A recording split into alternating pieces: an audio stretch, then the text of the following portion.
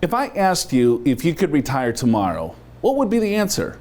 For most of you, it's probably, I have no idea. But how about if you had to? Or let's say you had to retire in the next 5 or 10 years. Do you have a plan to put your retirement in check? Well, we're going to fast track your retirement today, folks. Welcome to the show. Show's called Your Money, Your Wealth. Joe Anderson here. I'm a certified financial planner, president here at Pure Financial Advisors. And of course, I'm with the big man, Big Al Clopine. Hello, Big Al. How you doing, Joe? I'm doing fantastic. How are you? Me too. Hey, if I asked you if you could retire tomorrow, could you? I think I could. Look at Big Al. Look at Big Al. We might not see him anymore. Hopefully he sticks around, but today's show is all about fast tracking your retirement. When you look at the statistics here, 48% of people, they don't even know how much money they have saved. They have no clue. We want to get the clue in you. That's today's Financial Focus.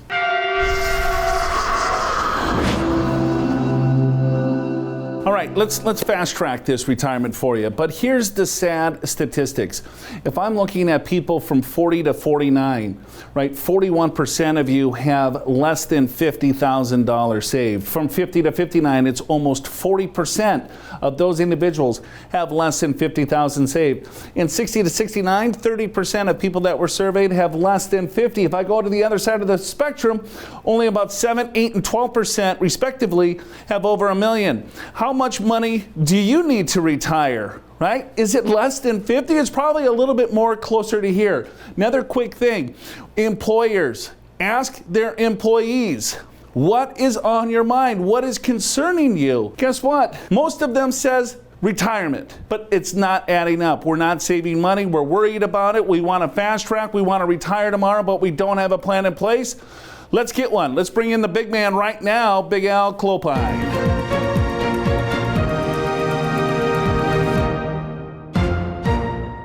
Fast tracking your retirement. Well, this is an important topic because I think a lot of folks, they get to their 40s and 50s and they realize, maybe I'm a bit behind. What can I do to fast track it? So that's what we're going to talk about today. So let's start out with kind of the basics, right? You need to have a plan. You need to set up a plan. What's a plan? Figure out how much money you want to spend. Take a look at how much money you have, how much more you need to save, what kind of lifestyle you want, when you want to retire, all these types of things. And then when you have that plan, then you can figure out what your savings goal should be to get there. Can you make it? Can you live the lifestyle you want? Or do you have to work a little bit longer, or any number of things? After that, now you got to monitor and adjust it because life happens, right? So sometimes you get a little behind again and you got to readjust. And then finally, don't get derailed because there's things that can happen to derail your retirement savings and goals. So we'll talk about that as well. And Joe, I'm kind of excited today because we get this question a lot. You know, I'm in my 40s, 50s, even 60s, and I haven't saved enough. What can I do to fast track it? And that's what we're going to talk about today. Yeah, or even this is that some people are like, you know what, I want to retire. Right? I'm over this, the FIRE moment. And you hear all sorts of accelerated retirement, but most people are not necessarily on track. Let's get you on track, starting with the plan. This is pretty self-explanatory, but write it down. Most people don't write down their plans. They just think about it. I want to retire at age 50. 55 or 70, right? And I think I'll get there with my Social Security and my pension. Well, write it down. What's your goal? I want to retire with $75,000 of income. Okay, what is the step-by-step process that you need to get here? Well, I need to save 20% of my income. Maybe you can't save 20%, maybe it's close to 5%, but at least you know what you need to do. Make yourself accountable. I don't know, you could hire a financial planner or make sure that you tell your spouse to look at, your actions over the next several years. Hold yourself accountable, right? A plan is only a plan, but you have to execute the plan, Big Al. Absolutely, and a plan can be a lot more than that, Joe. In fact, it's what do you want to do with your time in retirement? That's actually just as important as the finances. But we're going to focus on finances today because that's what's going to allow you to live the lifestyle that you want to live. Okay, let's look at a quick example. This is more or less the 4% rule. Right? And so when Alan's talking about, all right, well, how much money do you want to spend, right? So maybe it's $75,000, maybe it's $50,000, maybe it's $150,000. This is a quick example just to help you with the math. You want to spend 50 grand. Look at what your fixed income sources are. So that could be Social Security, pension, real estate income. So you take what you want to spend minus what is going to come in. So you're left with a shortfall of $20,000. So that's what needs to come from your portfolio. I want to spend 50. I know I can count on 30. I'm going to be short 20. How much money do I need? Well, you could take that and you could divide it by 4%, or an easier way to do it is just multiply it by 25. So in this example, you would need roughly $500,000 to create $20,000 of income for the rest of your life. Of course, there's a lot of variables here, depending on, of course, how old you are. But the 4% rule is basically a rule of thumb of stating that you have a high probability of success if you don't take more than 4%. Yeah, and I think that's, you know, we like to call that it's kind of a gauge. It's not going to be exactly perfect, but at least it tells you whether you're on track or what you need to do to get on track. Now, if you have, let's say you're about to retire and you got $1 million, you can go the other way, right? You can take $1 million and divide it by 25. Or multiply it by 4%. That's the same number. And then you can figure out, okay, how much can I spend, right? And that example would be $40,000. So Joe, let's talk about how much you need to save. Like, what if $500,000 is the number you come up with, and you're 5 years away, 10 years, 20 years away? Right. I mean, this seems like it's a huge number. It is. How do you figure out how much to save each month? Right. It's like I have $5,000. How am I going to get to 500,000? Right. When we looked earlier, like 40% of individuals have less than 50,000, and we're telling you to create $20,000 of income per year, you need $500,000. So what do we got to do? Okay, to accumulate 500,000. Now this is high-level rules of thumb, right? There's a lot of different variables and everything else. This is just a hypothetical example. So if you were to assume roughly a 7% rate of return on your money, and you wanted to get that $500,000 in 5 years, you need to save about $7,000 a month, $7,000 a month. So that's really fast tracking it. That's really putting some octane in there.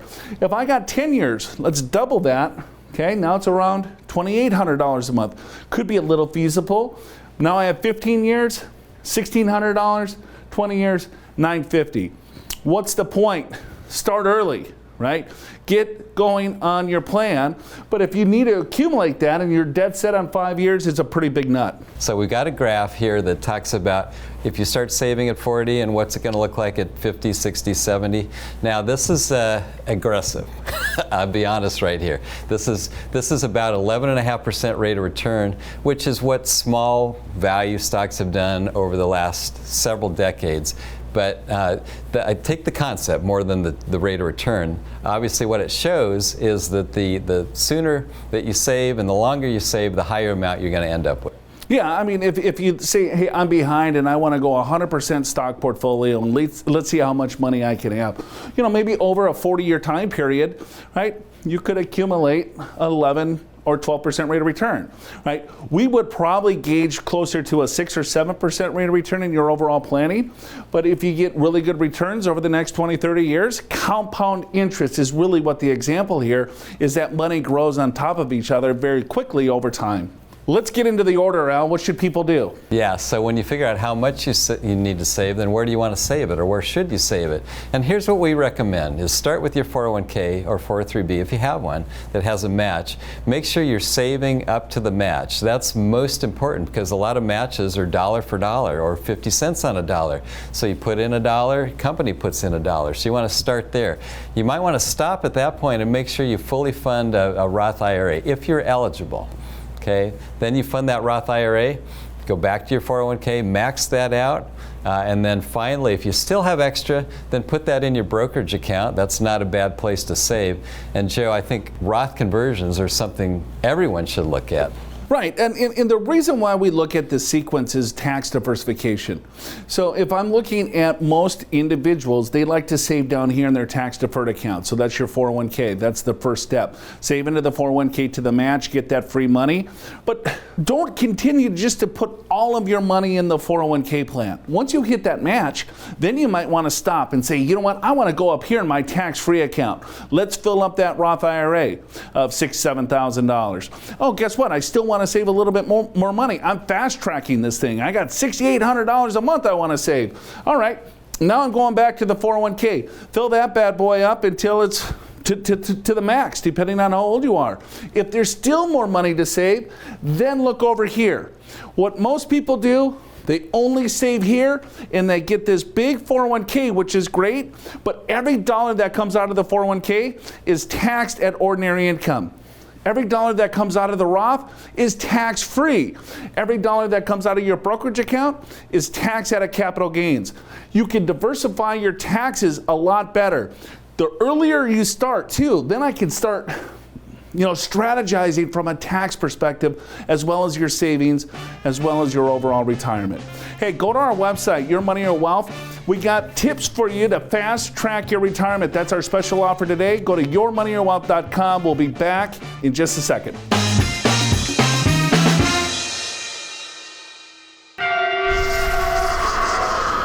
Hey, welcome back to the show. Show's called Your Money or Wealth. Joe Anderson, Big Al hanging out.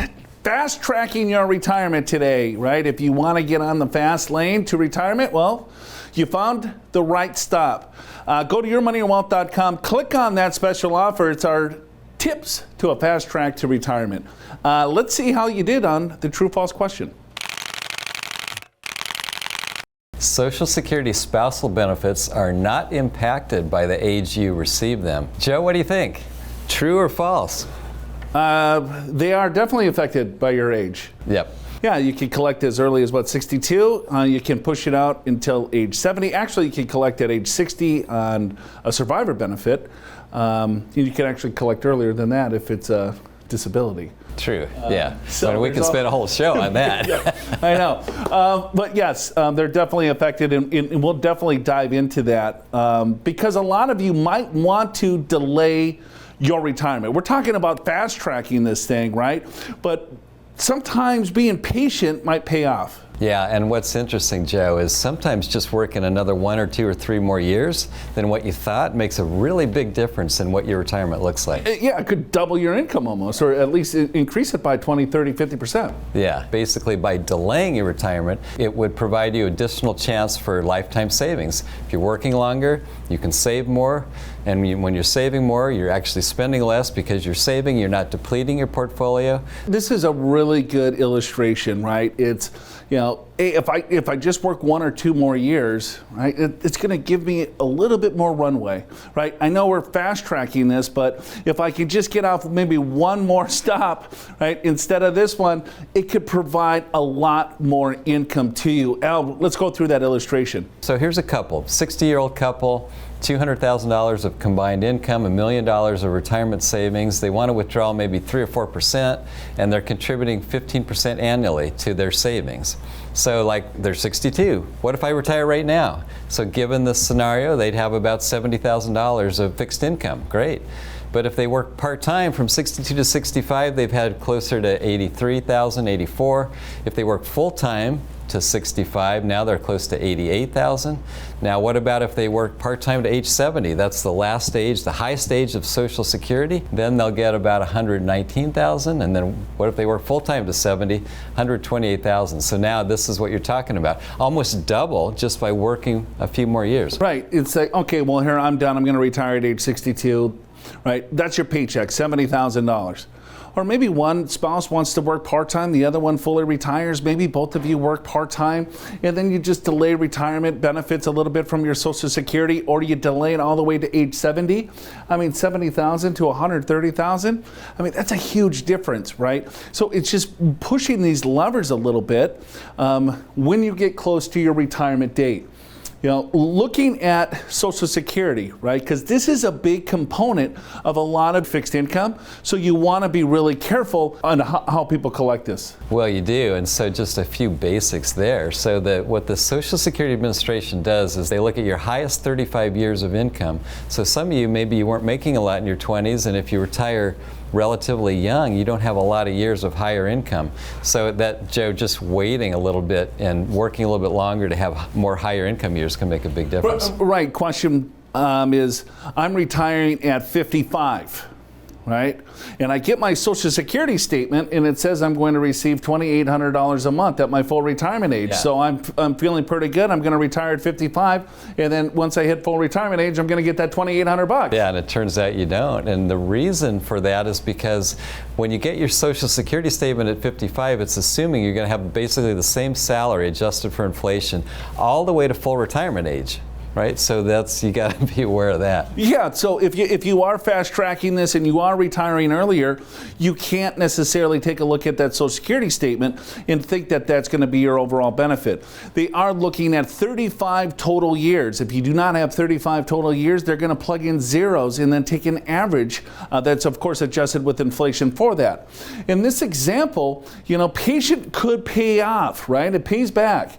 So at my full retirement age, let's say at 66, I'll receive $1,000. If I retire at 62, I'm going to receive a haircut, so it's $750. I know a lot of you are saying this, I don't care, I want to take this $750 because I'm collecting at 62. What's the break even? Because I'm going to keep collecting the $750 that many more years, okay? You can look at it that way if you're just going to strictly invest the money. Most of you need to spend it. Okay, this is going to help you with your retirement lifestyle. So if you collect it at 62, you will take a permanent haircut for life. Okay, if I wait till my full retirement age, I receive my full benefit. If I wait until 70, I get an 8% delayed retirement credit every year. So it goes to $1,000 to about $1,300. It's a pretty big increase, and that's locked in for life. So when you look at your strategy, each of you have a different opinion, I get it, about the Social Security Administration. You don't trust it. Take it at 62. If you absolutely need it, take it at 62. If you don't need it, but you want a higher safe floor of income, wait until age 70. There's so many different combinations that you can look at here, but just understand, you take it early, you get a haircut, you delay, you get more. Yeah, and so many people take it early. In fact, I think it's only about 2% that take it at age 70, 2 or 3%. And it's really a great thing because it's guaranteed income for life, and we're living longer, so consider that as well.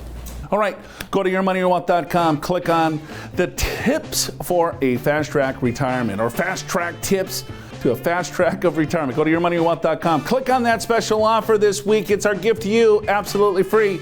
Yourmoneyyourwealth.com. Got to take another break. We'll be back in just a second.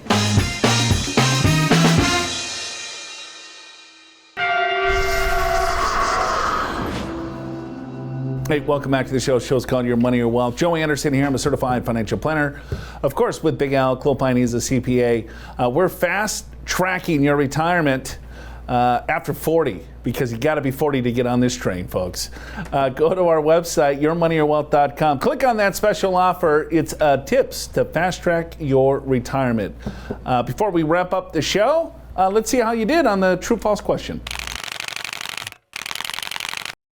You can take penalty-free withdrawals from your IRA or 401k. Wow, that seems like kind of a trick question. I would say it depends. What do you think, Joe? I would say true and false. Yeah, it depends. It depends. So 401k withdrawals, you could take penalty-free withdrawals if you separate from service from your employer at age 55. Okay, 55. It's not 59 and a half.